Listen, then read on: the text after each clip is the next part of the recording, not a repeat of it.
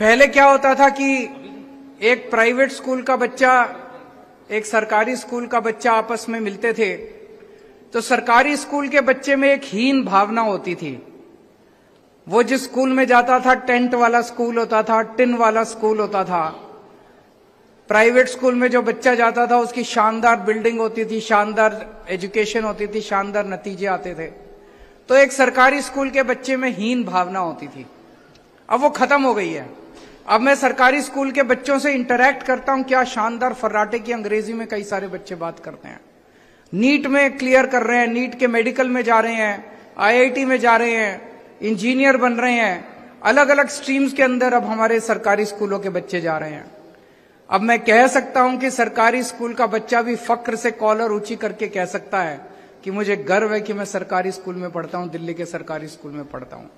जिस तरह की फैसिलिटीज आज हमारे बच्चों को मिल रही हैं, ये फैसिलिटीज किसी भी प्राइवेट स्कूल के बच्चों को आज नहीं मिल रही। और हमारे लिए सबसे बड़ा पुण्य का काम है गरीबों के बच्चों को अच्छी शिक्षा देना। मुझे लगता है इससे बड़ा पुण्य का काम नहीं हो सकता। मुझे लगता है जब मेरी मौत आएगी तो मुझे इस बात की संतुष्टि होगी कि मैंने हजारों लाखों बच्चों को अच्छी शिक्षा देने के लिए दिल्ली के अंदर इंतजाम किया। कम से कम मेरी जिंदगी इतनी तो काम आई। तो ये बहुत पुण्य का काम है। जब हमारी सरकार बनी थी हमने भी एक सपना देखा था। हमने सपना देखा था कि सबको समान शिक्षा मिलनी चाहिए, चाहे अमीर का बच्चा हो चाहे गरीब का बच्चा हो, सबको समान शिक्षा मिलनी चाहिए। उस वक्त समझ नहीं आता था, हमारे अंदर नीयत तो थी, हम करना तो चाहते थे, लेकिन ये कैसे होगा बड़ा मुश्किल नजर आता था, बड़ा मुश्किल लगता था। लेकिन नीयत थी, लगे रहे। आते ही बजट खूब बढ़ा दिया हम लोगों ने। शिक्षा के ऊपर खर्च होने वाला पैसा दिल्ली बजट खूब बढ़ा दिया। पहले भी उतना ही बजट होता था, अब भी उतना ही बजट था। प्रायोरिटी अलग अलग थी। पहले अनाप शनाप की बेफिजूल चीजों के ऊपर पैसा खर्च होता था। हमने तय किया भाई बाकी सारी चीजें तो बाद में भी हो जाएंगी, सबसे पहले बच्चों को अच्छी शिक्षा का इंतजाम करना है। आते ही हमने दिल्ली में शिक्षा का बजट पहले 5,000 करोड़ था। जब हमारी 2015 में सरकार बनी उसके पिछले साल 5,000 करोड़ का बजट था। आते ही पहले साल में हमने उसको 10,000 करोड़ का बजट कर दिया एक स्ट्रोक के अंदर। तब इतने सारे सरकारी स्कूल बनने लगे। ऐसे ही नहीं बन रहे इतने सारे अच्छे अच्छे, इतनी सुविधाएं जो मिल रही हैं, पैसा खर्चना पड़ता है। आपको जान के ताज्जुब होगा, अभी देश का बजट आया है, पूरे देश का, केंद्र सरकार का। केंद्र सरकार के बजट में पूरे देश के लिए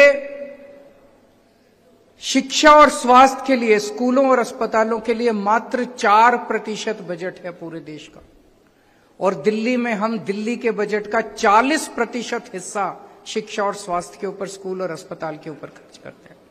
इसलिए इतनी शानदार स्कूल बन रहे हैं, इतने शानदार अस्पताल बन रहे हैं, मोहल्ला क्लिनिक बन रहे हैं। तो जब हमारी सरकार बनी हमारा मकसद था कि सबके गरीबों के बच्चों को भी अच्छी शिक्षा मिले। तो कई लोग कहते थे ऐसा करो जी, ये कंपलसरी कर दो, ऑर्डर जारी कर दो कि सारे आईएएस अफसरों के बच्चे, आईपीएस अफसरों के बच्चे, मंत्रियों के बच्चे सरकारी स्कूल में पढ़ेंगे। जबरदस्ती कर दो। जबरदस्ती करने से शिक्षा अच्छी नहीं होती। हमने दूसरी चीज अपनाई, दूसरा आइडिया अपनाया कि हम सारे सरकारी स्कूलों को इतना अच्छा कर देंगे कि सभी मंत्री, आईएएस अफसर अपने अपने बच्चों को वॉलंटरली इन स्कूलों के अंदर दाखिल कराना चालू करेंगे। और आज मुझे कहते हुए खुशी हो रही है, हमारे कई एमएलए ऐसे हैं जिन्होंने अपने बच्चों को प्राइवेट स्कूल से निकाल के सरकार, गुलाब सिंह है हमारे मटियाला वाले, अमानतुल्लाह खान है हमारे ओखला वाले, और भी कई एमएलए हैं जिन्होंने अपने बच्चों को प्राइवेट स्कूल में पढ़ रहे थे, अच्छा खासा पढ़ रहे थे, उन्होंने उसको निकाल के सरकारी स्कूल में भर्ती कराया, क्योंकि उनको लगता है कि उनके एरिया का सरकारी स्कूल अब बहुत अच्छा हो गया।